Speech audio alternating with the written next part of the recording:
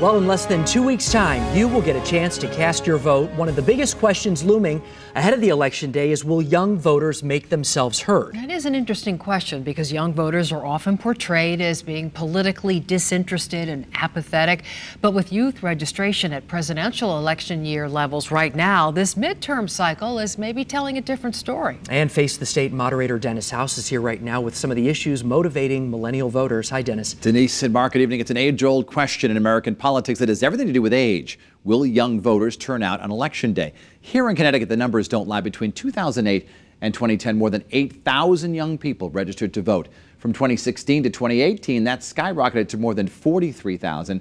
And because of that, our state is expecting a larger than expected voter turnout this year.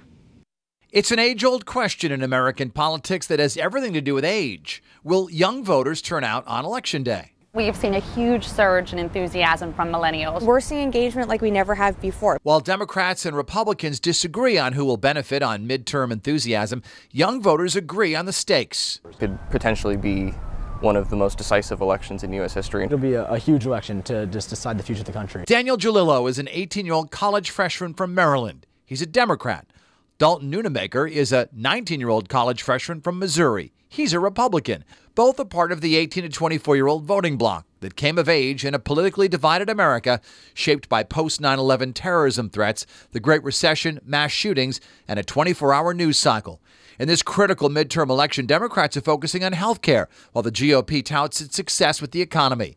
But there's something else animating the midterms. The election of Donald Trump. Continuing the president's agenda is something that's on the top of my list. While the 2018 election woke up his peers, the gun debate is moving them. Sandy Hook happened when I was in 7th grade, and this has just kept happening over and over again, and there really hasn't been any sort of legislative initiative to help curb this gun violence. Rock the Vote is a nonprofit that registers and engages young voters. Executive Director Carolyn DeWitt says engaging includes teaching.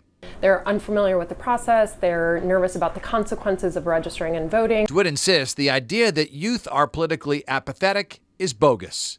As young people are incredibly passionate about the issues, it really comes down to helping them. On Election Day, it all comes down to turnout and how many of those young voters will turn their passion into action at the polls. And one of the big factors that we have no control over is the weather. If it rains, some people just don't vote. Dennis House, Channel 3 Eyewitness News. Mark, back to you.